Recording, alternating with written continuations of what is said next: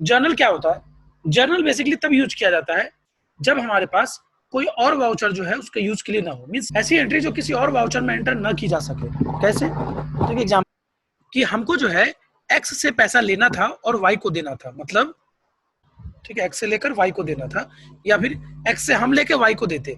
लेकिन फिर क्या हुआ कि एक्स ने बोला एक काम करो, आप मैं बगल में ही हूँ वाई के, तो मैं डायरेक्टली उसको दे देता हूँ। तो एक्स ने क्या किया, ये पैसा जो है डायरेक्टली वाई को दे दिया। तो ऐसे में ये रिसिप्ट हुआ नहीं, पेमेंट हुआ नहीं, तो फिर क्या होगा? क्योंकि एडजस्टमेंट है और ना ये रिसिप्ट में एंट्री की जा सकती है ना पेमेंट में, तो ऐसी एंट्रीज को जो है हम किस में कर लेंगे? ऐसी एंट्रीज को हम कर लेंगे जर्नल में। किस में करेंगे? जर्नल में। तो अब इसका यूज किस में करेंगे? जर्नल में करेंगे।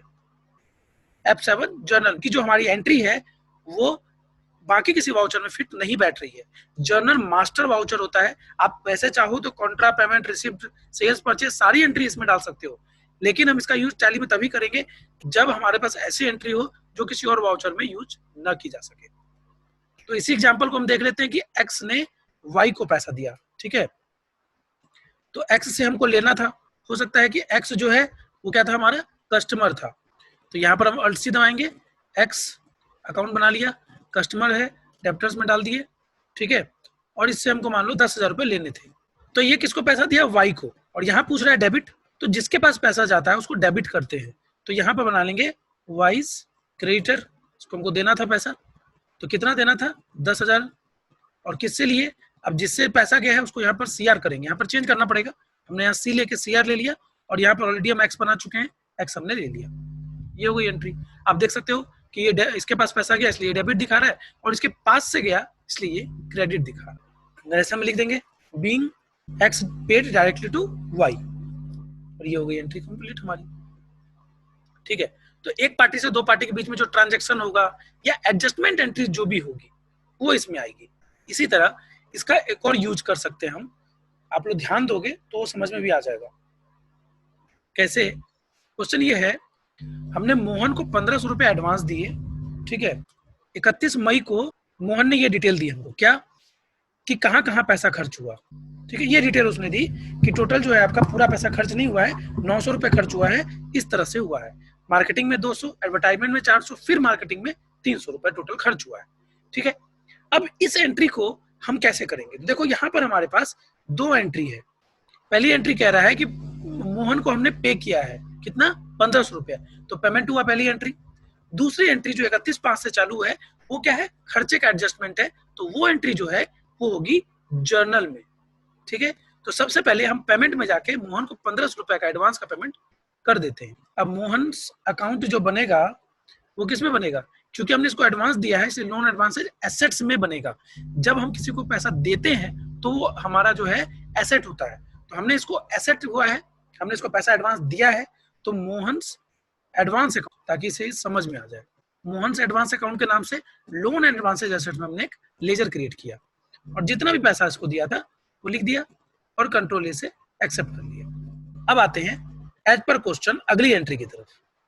एंट्री ये है कि मोहन बोला कि भाई यहाँ यहाँ खर्चा हुआ है, तो लेजर बनाना पड़ेगा। मार्केटिंग इनडायरेक्ट में डाल देते हैं, कितना खर्चा था? 400 रुपए।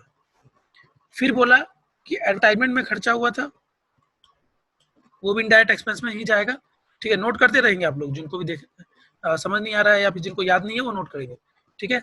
फिर से 200 रुपए था मान लो, हो सकता है अमाउंट गड़बड़ हो जाए बट आप अभी एंट्री पे ध्यान देंगे। फिर मान लो मार्केटिंग पे 300 रुपए खर्च हुआ, पूरा हिसाब दे दिया। और यहाँ पर हिसाब कौन दिया? मोहन। तो मोहन को हमने 1,500 दिया है, वो डेबिट किया। अब वही हिसाब एडजस्ट करने के लिए मोहन को हम क्रेडिट करेंगे, डेबिट माइनस क्रेडिट। तो यहाँ पर हम ले लेंगे मोहन का अकाउंट। देखो 1,500 रुपए टोटल हमने मोहन को दिया था, उसमें से 900 रुपए का उसने हिसाब दिया, 600 रुपया अभी भी इसके नाम पे दिखा रहा है। तो ऐसी एडजस्टमेंट एंट्रीज भी किसमें होती है? ऐसी एडजस्टमेंट एंट्रीज भी होती है जर्नल में। तो ये हो गया जर्नल, इसको हम एक्सेप्ट करते हैं। अब है अगला हमारा सेल्स। एक बार रिकॉल कर देता हूं मैंने आप लोगों को पढ़ाया था कि सेल्स बेस्ड वाउचर होता है, कॉन्ट्रा बेस्ड होता है। आपने इसका मतलब भी देखा कि जब आपने कॉन्ट्रा सीख लिया तो पेमेंट और रिसिप्ट में आपको ज्यादा मेहनत नहीं करनी पड़ी, क्योंकि वो सेम वाउचर है। इसी तरह से अभी हम सेल्स को सीखेंगे। जिससे हमको इसमें कोई खास मेहनत नहीं करनी पड़ेगी। तो सेल्स को जानने से पहले कुछ चीजों को जान लेना आवश्यक है।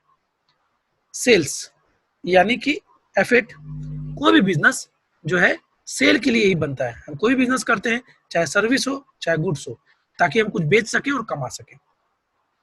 सेल्स ट्रांजैक्शन को दो भागों में बांटा गया है, एक होता है इन्वेंट्री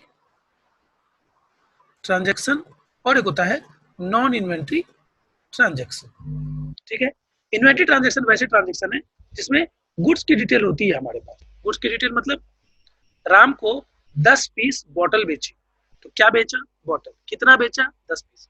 तो ये डिटेल है, दैट्स कॉल्ड इन्वेंट्री डिटेल। ठीक है, लेकिन अगर हमारे पास ये डिटेल ना हो, हमारे पास सीधा इतना यही डिटेल हो कि राम को 200 रुपए का माल बेचा, तो ऐसे में हमारे पास डिटेल ये नहीं है कि हमने क्या बेचा, कितना बेचा, तो उसको हम कहेंगे नॉन इन्वेंट्री ट्रांजैक्शन। एंट्री के हिसाब से सेल्स की एंट्री जो है वो दो तरह से की जा सकती है, इनवाइस मोड एंड, मैंने बताया था ना, इनवाइस मोड और क्या होगा, वाउचर मोड। वाउचर मोड को डबल एंट्री मोड भी आप कह सकते हो, सेम है, वैसा ही है। यहाँ पर जैसे कॉन्ट्रा में F12 में जाना होता था, यहाँ पर हम जाएंगे कंट्रोल प्लस V में स्विच करने के लिए, इनवाइस से वाउचर में आने के लिए। ठीक है, तो इन चीजों को आप लोग नोट कर सकते हैं। फिर हम बढ़ेंगे आगे, एंट्री देखेंगे। सबसे पहले हम क्या देखेंगे, तो सबसे पहले हम इन्वेंट्री ट्रांजैक्शन में जाएंगे और इन्वेंट्री ट्रांजैक्शन में एक एक करके इनवाइस मोड और वाउचर मोड दोनों देखेंगे। ठीक है, तो सबसे पहले हम नहीं, हम पहले वाउचर मोड में आ जाते हैं और उसमें इन्वेंट्री नॉन इन्वेंट्री दोनों देख लेते हैं। ठीक है, ज्यादा बेटर रहेगा कि हम अभी वाउचर मोड देखेंगे और उसमें इन दोनों को एक एक करके देख लेते हैं। सो वाउचर मोड कंट्रोल वी, देखो यहाँ पे है कंट्रोल वी, याद रखने की जरूरत वैसे नहीं है, तो कंट्रोल और वी दबाएंगे, यहाँ आ गए हम। तो मनीष सोनी को 2000 रुपए का माल हमने बेचा 1 जून को, सिंपल है। यहाँ पे ये कतई नहीं दिया हुआ है कि क्या बेचा, कितना बेचा, यानी ये नॉन इन्वेंट्री ट्रांजैक्शन है। ठीक है, और जब हम माल बेच रहे थे तो मैनुअल बिल हमने बनाया 231 नंबर का, क्वेश्चन नोट कर लीजिए या फिर इसका फोटो खींच लीजिए, स्क्रीनशॉट ले लीजिए। तो 1 जून को बिल नंबर 231 से 2000 रुपए का माल मनीष को बेचा। तो सबसे पहले हम क्या चीज करेंगे, डेट। ठीक, तो ये देखो क्योंकि 31 में था, अगला डेट सजेस्ट किया, 1/6 आ गया, बिल नंबर 231 भी हमने ले लिया। ठीक है, ये रेफरेंस नंबर में बिल नंबर डालना होता है। अब महेश सोनी हमारे पास है नहीं, मनीष सोनी, तो यहाँ हमने बना लिया। और चूंकि ये कस्टमर है तो अगेन कस्टमर किस में जाता है, सन्डी डेब्टर्स, और ये हमने एक्सेप्ट कर लिया। माल कितने का था, 2000 का। अब यहाँ पर हमको सेल्स का लेजर चाहिए जो कि नहीं है, सेल्स अंडर सेल्स ही बनाएंगे और इसको यस रखेंगे। ध्यान रखेंगे इन्वेंट्री वैल्यू को यस रखना है, सेल्स को सेल्स के अंदर बना के इन्वेंट्री वैल्यू को यस रखेंगे और कर देंगे एक्सेप्ट। ठीक, तो ये हमारे पास एक स्क्रीन आ गई इन्वेंट्री एलोकेशन की। अब चूंकि इन्वेंट्री नहीं है, अगर रहती तो भरते, नहीं है तो एंटर कर देते, हो गई एंट्री। फिर से देख लेते हैं, 1 जून को बिल नंबर 231 से मनीष सोनी को, जिसको कि हमने यहाँ पर लेजर बनाया है, 2000 रुपए का माल बेचा और सेल्स का एक लेजर बनाना होता है। ठीक है, तो चूंकि इसमें इन्वेंट्री नहीं है तो एंटर करके आगे बढ़ गए और 2000 रुपया ले लिया, सिंपल, तो यहाँ लिख दिया। ठीक है, बहुत सिंपल है, बहुत ही सिंपल है। अब वही एंट्री देखेंगे कैसे, या तो पेज अप दबाएंगे या फिर वही वापस डिस्प्ले में जाएंगे, डे बुक में जाएंगे, और ये हो गई एंट्री हमारी, अंदर जाके देख सकते हैं। सारी एंट्री एक साथ देखनी हो तो डेट में स्पेस एंटर, तो ये देखो जितनी भी एंट्रीज हमने की है इस कंपनी में वो सारी एंट्री यहाँ पे। तो ये था हमारा non inventory transaction voucher mode में। इसी वाउचर मोड में अब हम इन्वेंट्री ट्रांजैक्शन करेंगे। क्वेश्चन देख लेते हैं, क्वेश्चन क्या कह रहा है, 2 जुलाई को हमने 10 पीस लैपटॉप महेंद्र बाहुबली को बेचा कैश में, बिल नंबर भी है। अब देखो यहाँ पर कैश भी दिया है, पार्टी का नाम भी दिया है, तो ऐसे में क्या करेंगे वो देखते हैं। क्वेश्चन नोट कर लीजिए, 342 2 मई 10 पीस लैपटॉप। अच्छा, रेट नहीं दिया है, रेट इज 12,000 पर लैपटॉप, पर लैपटॉप 12,000 रुपए का, 10 लैपटॉप 342 के हिसाब से। ठीक है, तो डेट चेंज कर लिया हमने, 2 जुलाई ले लिया, यहाँ पर 342 ले लिए। चूंकि पार्टी ने कैश दे दिया है इसलिए लेजर में हमको यहाँ पर कैश ही लेना पड़ेगा, पर चूंकि बिल में पार्टी को अपना नाम चाहिए, बिल में कैसे पता चलेगा पार्टी है कि नहीं, कि मैं ये, मान लो हम बिल देते हैं किसी को नगद में, अब कोई अगर पैसा लेकर आपके पास आएगा तो उसके नाम से लेजर तो क्रिएट करोगे नहीं कि भाई उधार है, लेकिन बिल में उसका नाम नहीं रहेगा तो भी उसको दिक्कत है। तो ऐसी स्थिति में क्या करना होता है, जब कोई कैश देता है, यहाँ पर कैश डाला जाता है बाहर में, और यहाँ पर ले लेते हैं हम, ठीक है, उसका जो भी एड्रेस है वो डाल सकते हैं, स्टेट और जो भी डिटेल है डाल देंगे। अब है उसको माल कितने का बिका, तो 12,000 के हिसाब से 10 पीस था, तो टोटल 1,20,000, ठीक, सेल में गए। अब यहाँ पर हमसे आइटम पूछ रहा है, इस बार आइटम पता है हमको, तो ऑल्ट सी में जाएंगे और लैपटॉप बना लेंगे। ध्यान से यहाँ पे यूनिट भी लेना पड़ेगा, तो जो चीजें हैं वो चीजें आपको यूज करते समय एज पर नीड बनानी पड़ेगी, ठीक है। सो हमने यहाँ पर बना लिया लैपटॉप। क्वांटिटी कितनी थी भाई, 10 पीस थी। रेट क्या था, 12,000। लो हो गई एंट्री, ठीक है। चूंकि कैश में पार्टी ने दिया था तो हमको कैश ही लिखना था। यहाँ पर तो जब कोई नगद दे तो आप किसी हाल में यहाँ पर उसका नाम नहीं लिखोगे, लेकिन चूंकि बिल में उसको अगर अपना नाम चाहिए तो फिर आपको यहाँ पर उसका नाम डालना पड़ेगा। आपको मैं दिखाता हूँ सैंपल कि जब आप प्रिंट करेंगे तो आपको प्रिंट में क्या आएगा। देखो बिल में उसका नाम आ गया, नगद में माल भी बिक गया, ठीक है। अब ये सब जो डिटेल नहीं भर रही है वो सब अपन आगे देखेंगे कैसे भरती है। अब अगर मान लो इसी बिल में 500 रुपए भाड़ा भी जोड़ा गया होता तो क्या होता, तो टोटल जो है, टोटल तो हम यहाँ पर डालेंगे ही, लेकिन इसके बाद एक और लेजर लेंगे और वो किसका लेंगे, आउटवर्ड फ्रेट। और ये फ्रेट किस चीज पे है, सेल पे है, इसलिए क्या होगा, इनडायरेक्ट एक्सपेंस, ठीक। बोलो सर पैसा ले रहे हैं और खर्चे में, तो ऐसा है कि फ्रेट के नाम से आप किसी से चार्ज तो करते नहीं हो कि कमाई होगी, एक हाथ लोगे एक हाथ दोगे, इसलिए एक्सपेंस में ही डालना सही रहता है। अगर मान लो बैलेंस शीट बनाते समय, प्रॉफिट एंड लॉस बनाते समय, फाइनल अकाउंटिंग के टाइम पे ये आपको जो है नेगेटिव दिखाता है, यानी क्रेडिट में बैलेंस दिखा रहा है, तो ठीक है, उस टाइम पे आपके सीए के आप समझ के जो भी करना चाहें कर सकते हैं। फिलहाल के लिए मेरा सजेशन यही रहेगा कि इनडायरेक्ट एक्सपेंस में डालिए।